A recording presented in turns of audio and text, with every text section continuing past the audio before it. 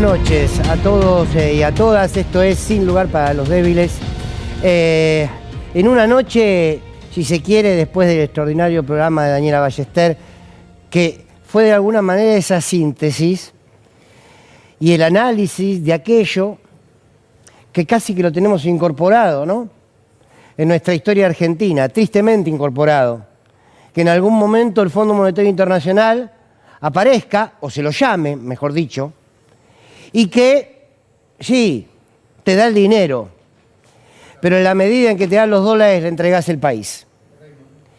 Y esto es lo que ha empezado a pasar en la Argentina. Se confirmó, ya lo saben, casi que noticia vieja, y casi que las consecuencias de lo que significa el Fondo Monetario Internacional en nuestro país también van a ser noticias viejas. ¿Por qué? Porque las hemos vivido, al menos con esta, en 4 oportunidades. Hoy vamos a mostrar, vamos a profundizar, vamos a ejercitar la memoria para ver cómo en 49 años, del 76 hasta hoy, aplicamos este modelo 4 veces. Y en las 4 veces tuvimos, mejor dicho, en 3 veces tuvimos finales trágicos. Se vendrá el cuarto, inevitablemente. ¿Por qué debiera ser distinto? El gobierno nos entregó al Fondo Monetario Internacional, porque ahora se vienen las políticas que el Fondo Monetario quiere. La devaluación, esta devaluación del 30%, que nos la venden como, bueno, el dólar va a flotar entre 1.000 pesos y 1.400 pesos, va a impactar directamente en los alimentos, en los precios, en el contexto en que este país no deja de ver cómo cae el consumo. Cada vez podemos comprar menos hasta la semana pasada. Ahora vamos a poder comprar menos aún. Y el gobierno lo celebra. ¿Qué festejan? Festejan bajo esa lógica cipaye de sometimiento que es: si el Fondo Monetario Internacional nos da plata es porque confía en el modelo, entonces vamos a celebrar porque nos está yendo bien. No. El Fondo Monetario Internacional da plata para poder manejar tu economía. Así fue a lo largo de nuestra historia, y así es, y así será. Casi un anzuelo esto del cepo. Se levantó el cepo. Sí. Bueno, hay algunas discusiones, ¿no? Porque ahora hasta podés comprar $100, pero tienen que ser los que son solo en efectivo, son $100 nada más. ¿Cuántos argentinos y argentinas pueden comprar dólares hoy? Vamos a empezar a preguntarnos esto. Porque evidentemente hay una realidad y un discurso del mercado que nos queda lejos. El relato de la macroeconomía nos queda lejos del día a día. La devaluación parte a la clase media y la devaluación destruye aún más a los sectores más populares. Pero el gobierno celebra, el gobierno festeja, con una inflación que subió, que no la esperaban, que subió para los genios que iban a bajar la inflación, para el genio del presidente que sabía, mejor dicho, hacer crecer un país con o sin dinero. Estafadores. Este gobierno es una banda de estafadores. Tiene a 2 estafadores de manual. Tiene a 2 de la élite de los estafadores, que son Sturzenegger y Caputo, que estuvieron presentes en los momentos más oscuros de nuestra historia. Hay que nombrar a Sturzenegger, Caputo, Bullrich, y vas a ver que en los momentos más oscuros de la historia, estos tipos, esta mujer, estuvo. Vamos a ir haciendo un repaso. Les propongo en el día de hoy un programa donde vamos a analizar la realidad, arrojarles una mirada, pero hacer un repaso histórico. Porque la reacción que debemos tener es decir, esto ya lo vimos, esto ya nos pasó, es la misma pesadilla de siempre, que la pagamos nosotros, ustedes, nosotros, el pueblo argentino, los que laburamos para vivir. Ayer estuvo aquí en este canal el gobernador de la provincia de Buenos Aires, Axel Kicillof, en televisión registrada. Hablaba sobre este acuerdo con el fondo. Hablaba sobre esto que festeja el gobierno. Vamos a escucharlo. Sencillamente esto del préstamo del fondo, para empezar, una estafa piramidal, ¿no? Una criptoestafa nueva, y lo voy a explicar con pocas palabras. Agarremos nada más que la deuda que tenemos con el fondo los próximos 4 años, porque este acuerdo son 20.000 millones de dólares por 4 años. ¿Saben cuánto nos vence entre capital e intereses del fondo en los próximos 4 años? 20.000 millones de dólares. O sea que el fondo nos estaría dando exactamente lo mismo que hay que pagarle al fondo en los próximos 4 años, entre capital e intereses. O sea que de alguna manera, obviamente, el capital es la deuda principal, los intereses son lo que esa deuda va rindiendo, pero al fondo le vamos a tener que devolver esta misma plata. Ahora, ¿qué pasa? El 75% se lo dan ahora a Caputo. ¿Vos querés que la plata llegue al destino? No se la des a Caputo. No se la des a Caputo, pero ya ha demostrado con el crédito de Macri que va a la bicicleta financiera, a la timba. Así que para empezar, y que alguien me refute si me equivoco, el Fondo Monetario Internacional le tenemos que pagar 20.000 palos en los próximos 4 años. ¿Cuánto nos da? 20.000 palos. Nos da el 75%. Si se lo gasta ahora, como aparentemente va a ser para sostener un tipo de cambio, para intervenir y para generar renta financiera, la verdad que lo que va a pasar es que cuando lleguen los vencimientos va a haber que ir a buscar dólares a otro lado. Segundo punto, esto nos convierte en el deudor de 1/3 de todo lo que tiene prestado el Fondo Monetario, 32%, a todo el planeta. A todo el planeta. Más que Ucrania, ¿no? Hay estafa, ahí está claro, la estafa es clara. Porque, como dice el gobernador, lo que nos dieron es para que le devolvamos, para que vos nunca rompas el círculo de sometimiento, para que nunca la rompas. Por eso me pregunto qué celebran. Porque si ese dinero entra para la obra pública, que este gobierno clausuró, bueno, si ese dinero viene para nuestra industria, que está destruida, para las pymes que continúan cerrando, vos decís, a ver, el fondo siempre tiene otra política, que es la de dominación económica, sin embargo, inyectás el dinero en la economía de tu propio país para empezar a crecer. No, no. Vamos a ver hoy un detalle de cómo es esta Argentina, donde lo único que no crece es el salario, donde caen las pymes, donde cae la industria y la apertura indiscriminada de importaciones nos está golpeando de lleno al rostro de nuestro país. Pasó con Martínez de Oz, pasó con Cavallo y Menem y de la Rúa, pasó con Mauricio Macri y pasa y va a pasar con Milei y Caputo. El gobierno decía que no quería devaluar por este motivo, por esto. ¿Por qué? Porque lo importante era la inflación. La inflación se le disparó. Ya no tienen el discurso de inflación. Ahora celebran el acuerdo. Van a aumentar los precios. Van a aumentar los precios, va a crecer la inflación. ¿Qué hacemos entonces nosotros con el discurso del gobierno? Porque hasta los propios, hasta los empleados del presidente que dicen trabajar de periodistas, cuando le hablaban sobre la devaluación, decían esto. Escuchen a Majul. El gobierno no va a devaluar, porque si este gobierno devalúa, se acaba el gobierno. Perdón, termina el gobierno. ¿Qué hacemos, Luis, entonces? ¿Terminó el gobierno? ¿Terminó? Porque ya devaluó. No, es un dólar flotante, ya devaluó, un 30%. Si son sus voceros, son los que van a comer la picadita y a escuchar música clásica. Ellos nos decían, si este gobierno devalúa, se acabó el gobierno. Bueno, certificado de función. El problema es que la seguimos pagando nosotros. ¿Vieron cómo es esto? Siempre, siempre. ¿Qué se viene ahora? Lo vamos a repasar. Lo que se vino siempre. La desocupación crece, la pobreza crece, la inflación crece. La posibilidad concreta de políticas que reactiven nuestra economía no existen. Y sin embargo va a pasar esto. Es un solo título, Infobae. Mírenlo, ya lo estamos sufriendo. Pero va a ser peor porque el gobierno se comprometió con el Fondo Monetario Internacional a quitar los subsidios en las tarifas de luz y gas a los hogares de la clase media. ¿Alguien me puede explicar de dónde vamos a sacar los argentinos y las argentinas la plata para seguir pagando esta lógica depredadora de nuestra economía familiar? ¿De dónde? Y es lo mismo.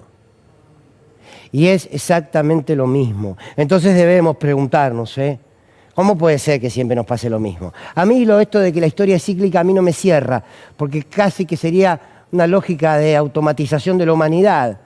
Pero evidentemente no aprendemos. ¿Vieron lo importante del ejercicio de la memoria? Para que no nos pasen este tipo de cosas. Esta es la misma pesadilla de siempre.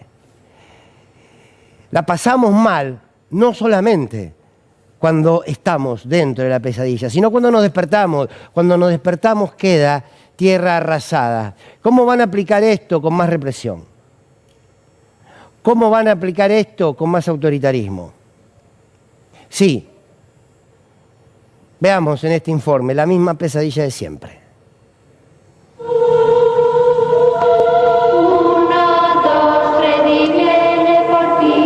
Ataque a la República. La casta sindical atenta contra millones de argentinos que quieren trabajar. Vamos a ir a un esquema cambiario de bandas, donde va a haber una banda inferior que va a estar en 1000 y una banda superior que va a estar en 1400.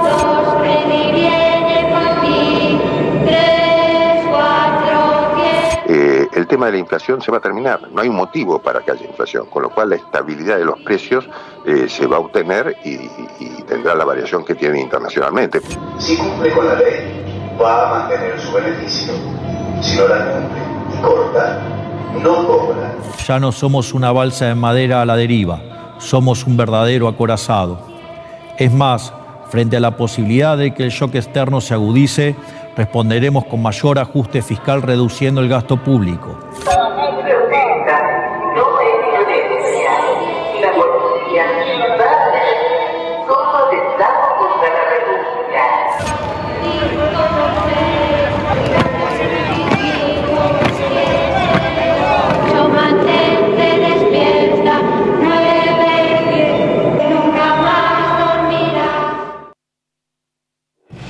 Gracias a Mate Dibujos por este dibujo del final y del principio.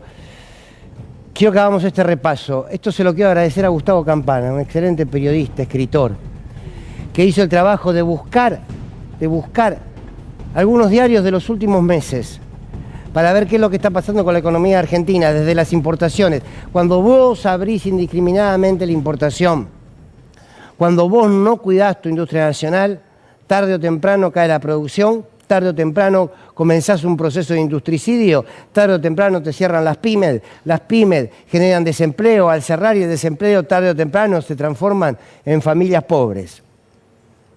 Casi que es una ecuación de esta economía perversa.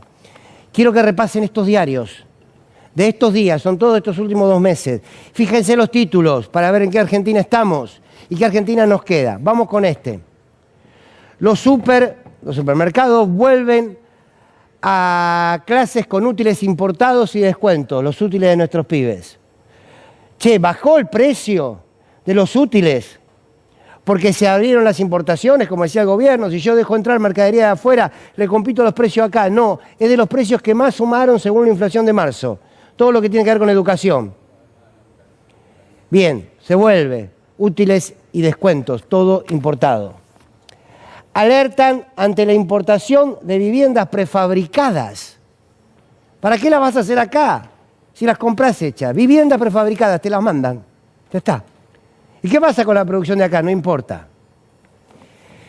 Crece la importación de alimentos procesados de China. Y no solo de China. Hoy en día vas a comprar fideo y tenés fideo de Italia, tenés fideo de... ¿Y qué pasa con la producción nacional? ¿Y qué pasa con el empleo que genera la producción? No importa, tenemos que celebrar que vino el fondo. Cerraron 11.600 firmas. Las más afectadas son las de hasta 10 personas. ¿Se dan cuenta cómo se destruye la pyme? Que genera el 80% del trabajo en la Argentina, si no más. Si no más. Estos son diarios de estos últimos 2 meses. Esta es la Argentina de Milei. Ya la vivimos, sí, ahora vamos a ver cómo es lo mismo que aplicó Martínez de Oz, lo mismo que aplicó Menem, lo mismo que aplicó Macri, un matiz, otro matiz, pero lo mismo. Las marcas de indumentaria ya importaron hasta el 80% de la ropa que venden. Viene todo de afuera. ¿Bajó el precio de la ropa? No. No. En lo más mínimo. El 80% de la ropa que se vende está viniendo de afuera. Empleo. Argentina está última en el ranking mundial de expectativas. Es esta la Argentina de Milei, ¿eh? El fondo viene a transformar esto, no, lo decía el gobernador. El fondo te da plata para que se la devuelvas y mantengas el círculo. Y cuando se te acabe esa, te pedirá el Banco Mundial y nunca más vamos a salir de ahí. Una vez salimos, sí, cuando Néstor Kirchner la canceló. La japonesa Nissan deja de fabricar vehículos en la Argentina. El consumo masivo terminó el 2024 con un desplome histórico acumulado del 11% real. Se cae el consumo porque no hay plata en el bolsillo de los trabajadores. ¿Cuál es la economía nacional y popular por excelencia? Y es la de poner guita en el bolsillo de los trabajadores y las trabajadoras, porque la gastamos. La gastamos. Mientras nos saquen la plata del bolsillo y difícilmente algo pueda crecer, ¿no? Porque no hay consumo. Y los que defienden la lógica del mercado, que se sostiene a partir del consumo, mata al consumidor. Es una cosa. Pese al RIGI, ¿se acuerdan de la ley bases? El RIGI casi que era una ley de entrega de nuestro territorio, de nuestros recursos naturales. Pese al RIGI, el 2004 terminó con el nivel de inversión extranjera más baja del siglo, Milei. Del siglo. Esta es la Argentina libertaria, ¿eh? Estamos atravesando una tragedia económica, social, donde todavía no estamos visibilizando las consecuencias, pero las consecuencias ya se están viviendo. Y uno más, se triplicaron los pedidos para préstamos personales. ¿Pide préstamo la gente para viajar a París? No. ¿Pide préstamo para pagar la comida en el supermercado? Haga una encuesta en los supermercados. Para esto piden préstamo. Llega el dinero, gracias a Gustavo Campana por todo esto, llega el dinero del Fondo Monetario para inyectarlo en la industria y que la industria empiece a producir en las pymes. No. No. No.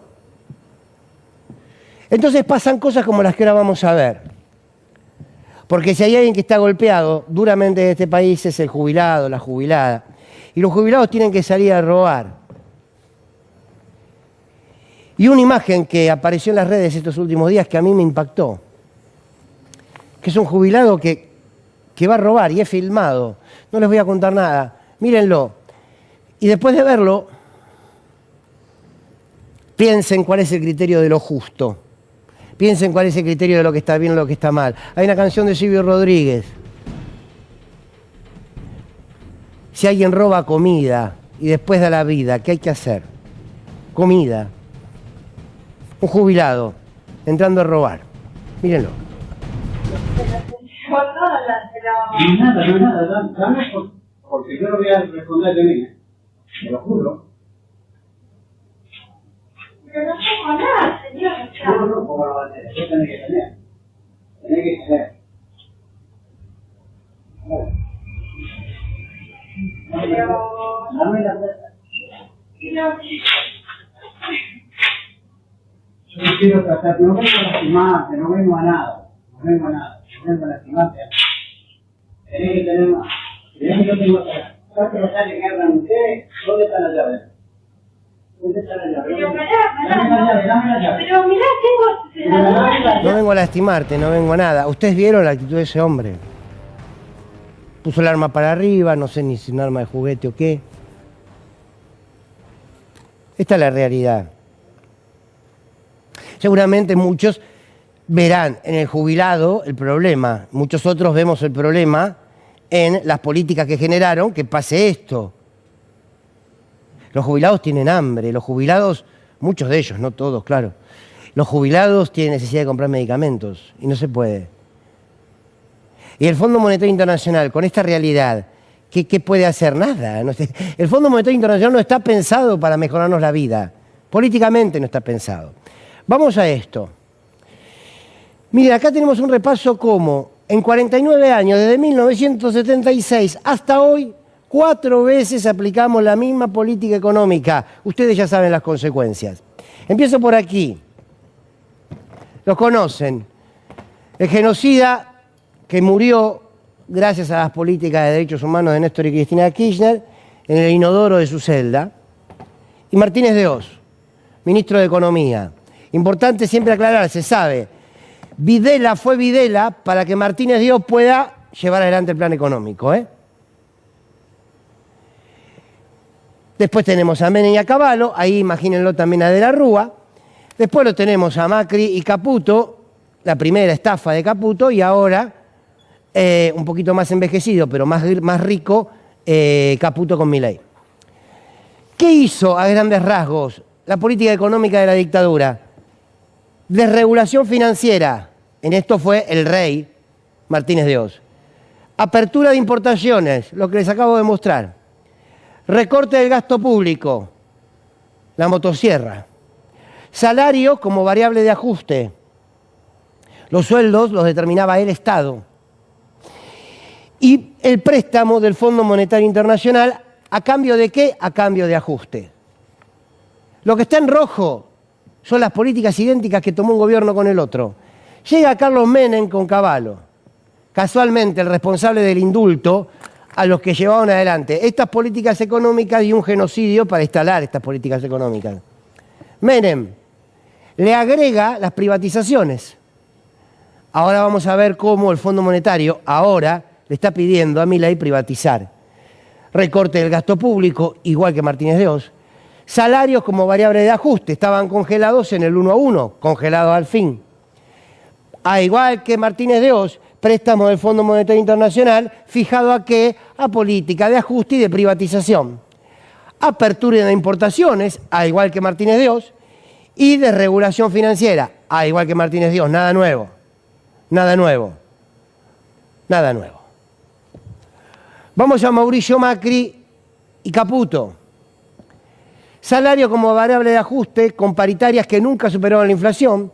Otra vez, apertura de importaciones. Otra vez, préstamo del Fondo Monetario Internacional a cambio de las políticas de ajuste. Recortes en el gasto público, las motosierras, y otra vez desregulación financiera. Hicieron todo lo mismo. Pensemos, recordemos cómo nosotros transitamos y terminamos con esos gobiernos. Milei, el Caputo renovado, ya tenía un galardón de estafador deluxe. Recorte de gasto público, otra vez. Privatizaciones que se vienen ahora. Salarios como variable de ajuste. No sube el salario, no sube. Apertura de importaciones. Desregulación financiera. Y préstamo del Fondo Monetario Internacional a cambio de políticas de ajuste. ¿Qué novedad hay? No, pero Caputo te dice, no, pero ahora es distinto. Ah, sí, contame por qué es distinto. Contame por qué es distinto. Ahora, en cada una de estas instancias había un discurso. Quiero que volvamos a la dictadura, quiero que recordemos y hagamos memoria de cuál era el argumento para que nosotros creamos que la apertura indiscriminada de importaciones era la que iba a hacer crecer a la Argentina. ¿Se acuerdan de la publicidad de la silla? Vamos a recordarla, porque era la lógica de ese momento que hoy no se pierde. Antes la competencia era insuficiente. Teníamos productos buenos, pero muchas veces el consumidor debía conformarse con lo que había sin poder comparar. Ahora tiene para elegir, además de los productos nacionales, los importados. Ahí está. Tener los productos importados, que son mejores. Pero también había una publicidad del dólar y de los costos. Fíjense, es lo mismo, es lo mismo. Ahora lo llaman motosierra. Miren esto.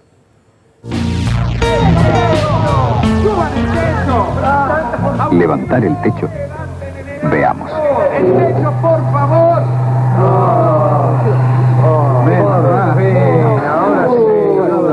Inmediatamente se levantará el piso. Esto es mayor inflación. Todo quedaría como antes. Entonces, ¿qué hizo el gobierno con las nuevas medidas? Está bajando el piso. Bajó el piso. Ahí está el secreto.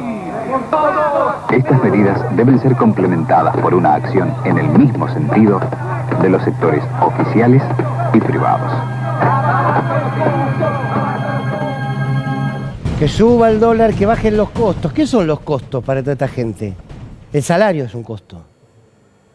Los programas sociales son un costo. Las inversiones en políticas de empleo, en políticas de salud, en políticas de ciencia, eso es. Es la motosierra de Milei. No hay diferencia. Veamos la tapa de Clarín de hoy. ¿Qué establece el acuerdo? El acuerdo que llegó este gobierno con el Fondo Monetario Internacional. Bueno, el Fondo Monetario reclama la reforma jubilatoria, igual que en el gobierno de Menem, la flexibilización laboral, igual que en el gobierno de Menem, y apurar las privatizaciones, igual que en el gobierno de Menem. Esta tapa es una tapa que la podrías haber usado en cualquier momento. De hecho, hasta si la buscás debe haber alguna muy parecida. Es lo mismo. Entonces yo me pregunto, aquellos que dicen, yo tengo esperanza en que este gobierno... ¿De dónde la sacan? Con todo respeto, ¿eh? ¿En qué se basan? Porque la esperanza como ilusión, bueno, sí, qué sé yo, no le sirve mucho más que a superar un momento traumático. Pero en la realidad concreta, la verdad es que no refleja mucho, ¿eh? Recordemos que decía Menem, póngale la cara de Milei, es lo mismo. Las palabras son otras, es el mismo argumento. Esto decía el expresidente. El gobierno de la Nación Argentina cumplimenta esta noche 7 cabalísticas privatizaciones, 7 sectores estratégicos del quehacer nacional. Encaramos las privatizaciones de la televisión, de los teléfonos, de instalar el sistema del peaje, de instalar la concesión vial o la concesión ferroviaria, también de privatizar las radios y de incorporar, por supuesto, la privatización de la empresa estatal de la aeronavegación. Nosotros hemos ideado un decálogo que dentro de unos días se conocerá, que es el decálogo menemista de la reforma del Estado. El mandamiento 1 son palabras de Menem, él no lo conoce aún. El mandamiento 1 está extraído de sus muchos discursos, dice así: nada de lo que deba ser estatal permanecerá en manos del Estado. Bueno, ahí está. Ahora empieza el proceso de privatizaciones. Y muchos dicen, y bueno, pero la Argentina siempre es igual, en la Argentina siempre pasa lo mismo. No siempre pasó lo mismo. No es cierto que siempre pasó lo mismo. No es cierto. Recordemos, lo escucharon, sí, pero hagamos el ejercicio de la memoria. Recordemos a Duhovne, hablando de qué país había recibido Macri, para darnos cuenta que no siempre fue lo mismo. Duhovne. Dentro de todo este conjunto de problemas que dejó la administración anterior, también nos dejó una bendición, que es que el gobierno anterior era tan estrafalario, tan poco comprensible, tan poco homologable para el resto del mundo, que nadie le prestaba plata. Entonces, la Argentina hoy tiene niveles de endeudamiento bajísimos, tanto a nivel del gobierno, como a nivel de las empresas, como a nivel de las familias. Bueno, ¿había un país endeudado? Sí, claro que había un país endeudado. No hay duda que había un país endeudado. Y ese país endeudado permitió lo opuesto a lo que hoy se está viviendo. Sin embargo, esto que hoy vivimos, por más que ya sea cuentas repetidas, hay una porción de la sociedad que lo tolera, esperando una respuesta distintiva. ¿Por qué? No lo sabemos. Habrá que pensar cuál es el discurso, cuál es la manera, cuál es el nuevo lenguaje para hacerle entender a una sociedad que esto ya sucedió y las consecuencias van a ser idénticas. Mauricio Macri fue al fondo, ya lo conocemos, y Milei agrega una última etapa. ¿Qué etapa distintiva hay entre Martínez Dios y Menem? Que Menem agrega a las políticas de Martínez Dios, agrega la convertibilidad y un proceso de privatización fuerte. ¿Qué es lo que agrega el gobierno de Macri, a diferencia del de Menem? El lawfare. La persecución política, la persecución judicial, le agrega a ese proceso. Vos venís, el mismo política económica con la dictadura, desaparición y tortura, violación de los derechos y de la Constitución. Menem, en términos democráticos, ya hace exactamente lo mismo, le agrega la convertibilidad y el saqueo de los recursos del Estado argentino a través de las privatizaciones. A ese proceso, ¿qué le agrega Macri? Le agrega el lawfare, que es cómo haces para perseguir judicialmente, las metodologías por las cuales perseguir judicialmente a aquellos hombres y mujeres que le pusieron límite a ese modelo. ¿Qué le agrega ahora a Milei a todo esto? La destrucción absoluta del Estado. Le van agregando a una misma línea de tiempo en términos de las políticas económicas. Ni más ni menos que eso. Y fíjense algo muy particular. Si ustedes lo buscan a Cavallo con el gobierno de Menem y con el gobierno de la Rúa, van a encontrar que Cavallo fue aquel que favoreció con sus decisiones económicas que la deuda privada pase a manos públicas. O sea, que lo que debían los privados lo empieza a deber el Estado. Todo eso en el proceso que fue posdictadura. ¿Quién era el cadete de Cavallo? Sturzenegger. ¿Quién es el que precisamente durante el gobierno de Menem lleva adelante estas políticas? Cavallo. ¿Qué gobierno indulta a los genocidas? Menem. ¿Qué empresario se hizo millonario durante la década de Menem? Los Macri. ¿Qué hace Mauricio Macri? Exactamente las mismas políticas. ¿Quién era ministra de Mauricio Macri? Bullrich. ¿Quién fue ministra de la Rúa? Bullrich. ¿Quién es ministro ahora de Milei? Bullrich. ¿Quién está con Cavallo, luego con Macri y ahora con Milei? Sturzenegger. Es la misma historia con los mismos actores. Es la misma historia con los mismos actores. ¿Por qué las consecuencias debieran ser distintas? Milei disfrutando de ser el topo del Estado. ¡Amo ser el tope dentro del Estado! Soy el que destruye el Estado desde adentro. Soy el, es como estar infiltrado en las filas enemigas. Esto es lo que le agregó Milei. Definitivamente vamos por el Estado. Definitivamente. Bueno, me voy a la columna, al momento del señor Magallanes. ¿Cómo le va? Gracias por venir. ¿Cómo le va, Fernando? Muy bien. ¿Usted? El periodismo independiente lo saluda. Bueno. Hoy exultante. Ah, sí. Emocionado, le diría. Ajá. Jamás pensé vivir para ver esto. Me imagino que ustedes tampoco. Jamás pensé vivir para ver esto. Como todo el periodismo independiente. Yo me refiero al cepo. Jamás pensé vivir para ver esto. ¡Amo! Yo le quiero decir una cosa. Me imagino que ustedes tampoco habrán pensado ver lo que están viendo. Yo me refiero al cepo y ustedes, bueno, a todo lo que ven como la gestión. ¿Sabe qué me recuerdo? ¿Qué? ¿Se acuerda un eslogan de una gestión anterior que decía ¿no fue magia? Sí, claro, claro. Y era cierto, no fue magia. Esto es magia. Ah, sí, esto es magia. Esto es magia, sí. Esto es mágico. Porque escucho al ministro decir que toma una deuda que no endeuda.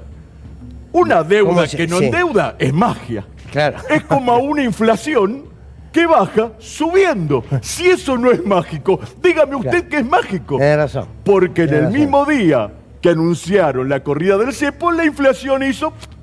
Es magia que la pobreza siga bajando en los Excel cuando uno por la calle ve lo que ve. Es magia, es mágico. Ya sé, usted me dirá la devaluación. ¡Ay, la devaluación! Va a golpear la devaluación. Yo le quiero decir una cosa.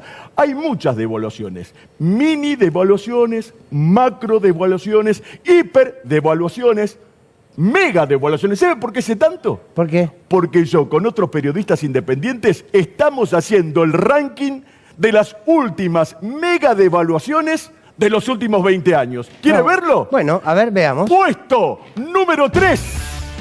Claro que sí, en el puesto número 3. Javier Milei y sus caputitos de chacota. 11 de abril de 2025, un 30% clavaron. Bueno. Mire qué puesto 3.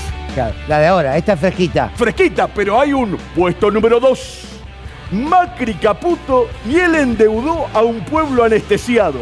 17 de diciembre de 2015. ¿Cuánto clavaron? ¿Cuánto? 40%. Y en el puesto número 1, Javier Milei y los fundamentalistas del endeudamiento condicionado el 13 de diciembre de 2023 con un 118%. ¿Sabe qué es la devaluación más importante de la historia del país? Después vienen otras, pero esta, chicos, es el puesto número 1. ¿Qué me dice? Sí. No, ¿qué me dice de lo que traje? ¿Qué trajo? ¿No lo ve? No. ¿No me va a decir nada? ¿Qué es eso? No, yo no veo nada, de hecho. Usted no ve nada porque lo que acabo de traer aquí, y ustedes lo pueden ver, ¿vio la bola de cristal? Sí, claro, pero ahí no hay. Acá no hay una bola de cristal. Sí. Lo que hay acá es un perro de cristal invisible que adivina el futuro. No se meta con los perros. ¿Perro no? No, déjelo. No, hay cosas que no se pueden. Un león invisible. Ahí está, ahí va. Acá hay un león invisible de cristal que adivina el futuro. Frótelo. No, Usted frota como frote la bola, frótese la bola, frótese el león. No. Frótese el león. Va. ¿Froto? Frótelo, frótelo. Frótelo. Frote león. A ver. ¿Y sabe qué veo en el futuro? ¿Qué? Una reforma previsional. ¿Qué? ¿Sabe qué veo en el futuro? Una reforma laboral. Lo sigo frotando. Más ajuste fiscal. Sí. Mire, observe. Mire, sube la inflación, sube la pobreza, sube la desocupación. ¡Ah! Y a raíz de todo esto, esta gestión pierde las elecciones. Bueno. Siga frotando. Y asume otro gobierno que dicen que van a volver mejores. Ahí se mete. Pero el poder económico no lo deja. Y empiezan mini traiciones, macro traiciones, y ese gobierno pierde las elecciones y vuelve a subir otra gestión que vuelve a convocar a Caputo, a Sturzenegger y a Patricia Bullrich. ¿Sabe lo que veo en este león imaginario que adivina el futuro? Veo al futuro repetir el pasado. Veo un museo de grandes novedades. Porque el tiempo no para. Como usted en este programa y como esta gestión que amo. Amo esta gestión como lo ama todo el periodismo independiente, Fernando. Bueno, bien. Gracias por venir. Buena su columna. Me encanta lo que está pasando. ¿A usted no? Nos vamos a una tanda. Ya estamos de vueltas. Hay más Sin Lugar para los Débiles. Bueno, muy bien. Atentos a las elecciones en Santa Fe. Ustedes saben que se llevaron adelante las elecciones en Santa Fe. Según el último dato que daba Daniela Ballester, hay un 52% de participación. De confirmarse es bastante poco. Vamos a repasar los resultados. Porque ustedes saben que las elecciones provinciales, en este caso es por una reforma constitucional, pero no deja de ser también al mismo tiempo una validación o no del gobierno de Puyaro, allí en la provincia de Santa Fe. ¿Por qué? Porque él iba claramente como candidato para estos constituyentes que van a reformar la Constitución. Ahora creo que los podemos ver los datos, ahí los tenemos. Bueno, lo tenemos a Maximiliano Puyaro, Unidos por Cambiar Santa Fe, con un 35,62% de los votos. En segundo puesto está Juan Monteverde de PJ, Más para Santa Fe, con un 14,64%. La diferencia con el segundo de Maximiliano Puyaro es amplia. Después, Nicolás Mayoraz de La Libertad Avanza, con un 13,89%. Y Amalia Granata, con un 12,58% en cuarto lugar. Y después, Marcelo Lewandowski con un 8,30%. A ver, hay varias cosas acá para leer. Ahí están las imágenes de Puyaro celebrando, lo que ya es sin duda un triunfo. Hay que evaluar en serio la importancia que tiene la cantidad de santafesinos y santafesinas que han ido a votar. Hay que compararlo, por supuesto, con otras elecciones para saber qué interés despertó esto y qué está pasando con el compromiso social frente a las urnas. Por supuesto que, si bien esto se puede analizar desde muchos puntos de vista, el resultado del gobierno nacional es espantoso. Tercer lugar, que puede llegar a ser cuarto, es un golpe para el candidato de La Libertad Avanza. Yo creo que esta lógica, en todos lados donde La Libertad Avanza vaya en soledad, seguramente va a generar este tipo de resultados. Donde no tiene un marco de alianza, seguramente tenga este tipo de resultados, con más o menos votos. Ahora, a la ciudad creo que le va a pasar algo muy similar, concretamente aquí en la ciudad de Buenos Aires. Ahora, después hay que tomar la lectura de lo que significa esto para Puyaro. No hay duda que esto es, si se quiere, un guiño a su gestión. Insisto, hay que ver cuánta gente votó por última vez y cuánta gente han votado hoy. Pero ganó las elecciones. Y esto el gobierno provincial lo va a tomar como una aprobación a la gestión de Puyaro. Ahora, Puyaro no es uno de los gobernadores opositores firmemente a Milei. Es uno de los gobernadores dialoguistas. Sí, no es Alsora, por ejemplo. Si se quiere, tuvo algunos momentos de tensión, pero es de estos sectores que ha dialogado con el gobierno, han mandado a votar de una forma determinada para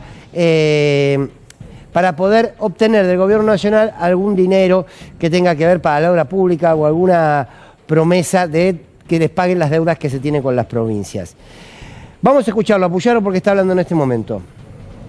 Junto a mi querida compañera de fórmula, nuestra querida vicegobernadora Gisela Escaglia,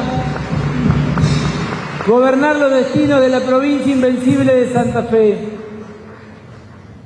Decirles que para mí hoy es un día muy importante, pero para los santafesinos es un día realmente trascendente, porque lo que empezamos a discutir fue la puerta que abrimos al futuro.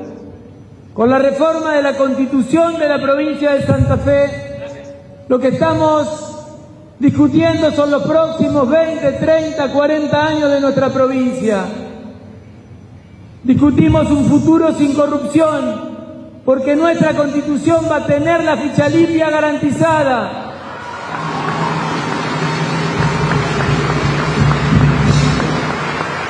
Discutimos una legislatura sin corruptos, porque vamos a terminar con los fueros parlamentarios en la provincia de Santa Fe.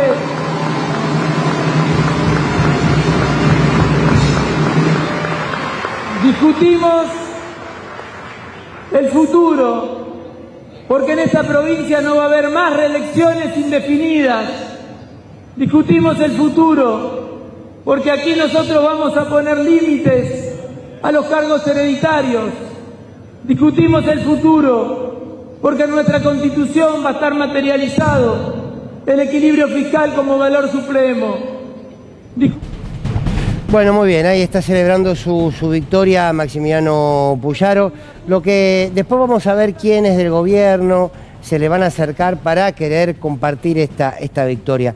Nosotros estamos ya en un año que es electoral y que va a reconfigurar el escenario de poder en términos de lo que sucede en los palacios.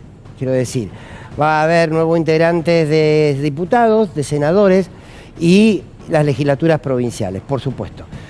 ¿Por qué esta elección es lo más importante de las últimas? Y estoy hablando de las elecciones de medio término. Porque lo que decíamos al principio del programa, lo que el Fondo Monetario Internacional le exige a este gobierno es una reforma laboral fuerte, una reforma jubilatoria fuerte y un proceso de privatizaciones. Hasta de privatizar empresas que funcionan muy bien y que no son un gasto para la Argentina, que dan ganancias. Y eso va a necesitar, las tres reformas, van a necesitar de los votos. En la Cámara de Diputados y en la Cámara de Senadores. Y las que son reformas muy propias de las provincias, por supuesto en cada uno de sus parlamentos. Por eso son importantísimas estas elecciones. Porque aquello que el Fondo acordó con el gobierno para llevar adelante como políticas de Estado, van a tener que encontrar un límite en las cámaras.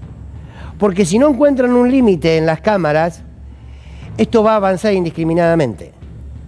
Entonces, el voto opositor deberá consolidarse en las parlamentarias, pero un voto opositor que pueda trabajar articuladamente. Cuando uno sostiene que nosotros empezamos a profundizar una tragedia humanitaria, que nosotros empezamos a profundizar una tragedia económica, lo podemos decir, y ustedes seguramente también lo saben, porque, entre otras cosas, cuando se hace el repaso histórico como hicimos hoy, lo podemos advertir.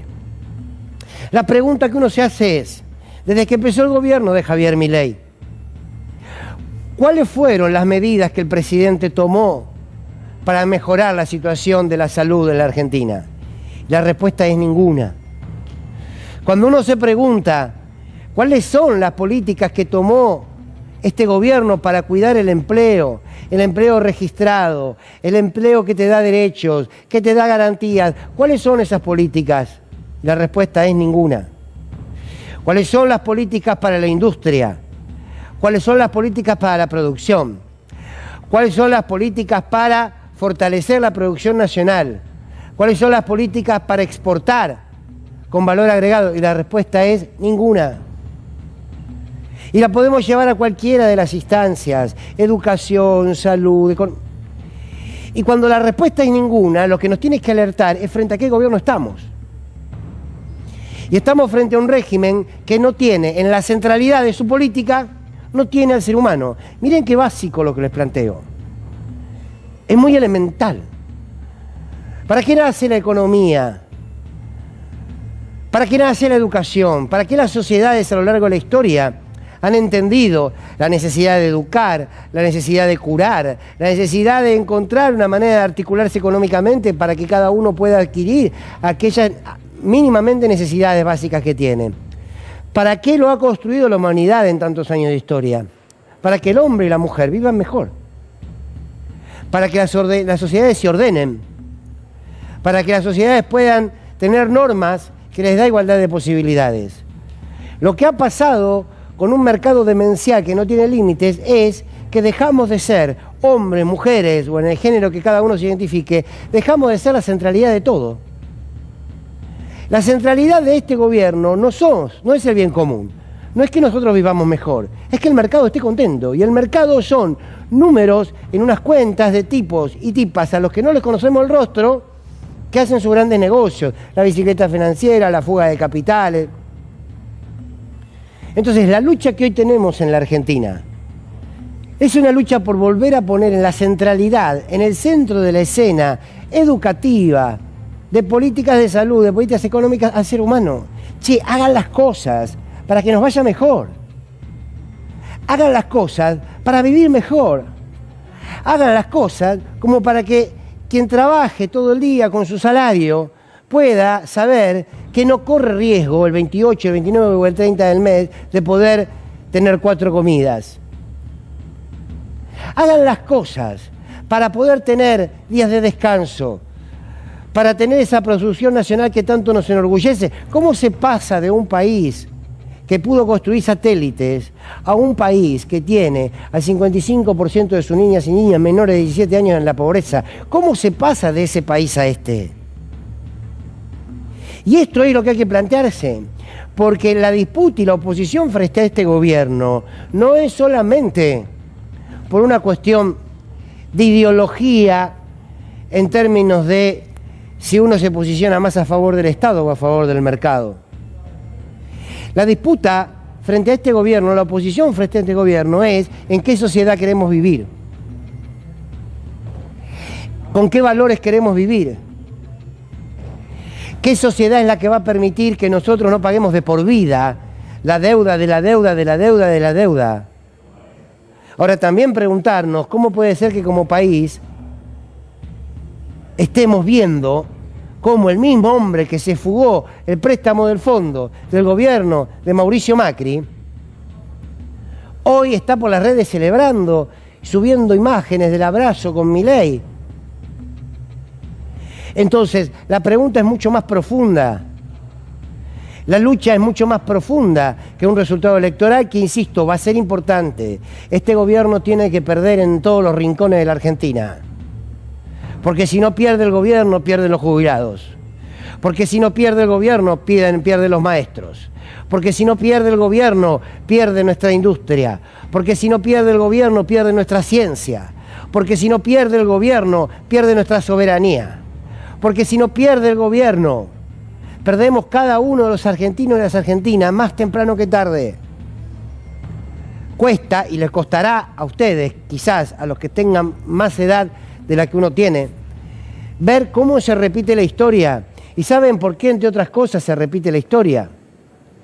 Se repite la historia porque aquellos que debieran estar en una celda por todo lo que le han robado a la Argentina, están en las listas.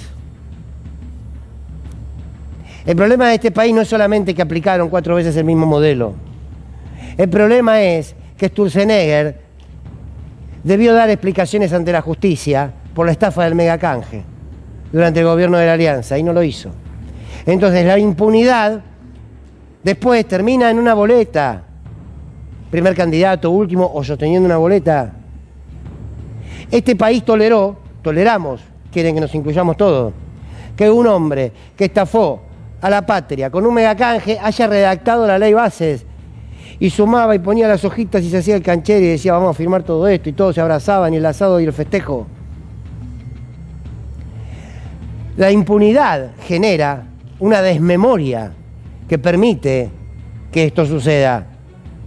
El otro día escuchaba a un jubilado, una entrevista que hizo querido colega Sanfilippo de Radio 10, donde entrevistaba a un señor en la marcha de los jubilados y entre otras cosas le decía algo muy particular que tenía que ver con su historia y con la historia de sus padres. Y tenía un mismo hecho que había vivido su padre, que estaba viviendo él, y había una misma persona que fue la causante de que en aquel momento su padre sea recortado en las políticas y que tantos años después su hijo sea reprimido. Mírenlo. No, él se acordaba de Bullrich y de la madre y de toda la familia porque le habían descontado el 11 o el 13%, no me acuerdo bien, mi papá la que cobraba, nunca me metí en lo que ganaba él. Y bueno, si llega a resucitar y ve que yo estoy ahora peleando con la misma familia de él, que se peleaba él, es como que retrocedimos. Bueno, ahí estaba este testimonio, ¿no? Al padre Bullrich le había recortado el 13%. Y ahora a él, el hijo, Bullrich lo reprimía. ¿Se dan cuenta? Son todos los mismos. Bueno, murió Vargas Llosa, a los 89 años. Premio Nobel de Literatura. Bueno, una pluma de la oligarquía que ha dado mucho, sin embargo, a la literatura. Lo despedimos, por supuesto, a un gran hombre de las letras. Gracias por acompañarnos, todo el equipo de Sin Lugar para los Débiles, para cerrar este domingo. Chau.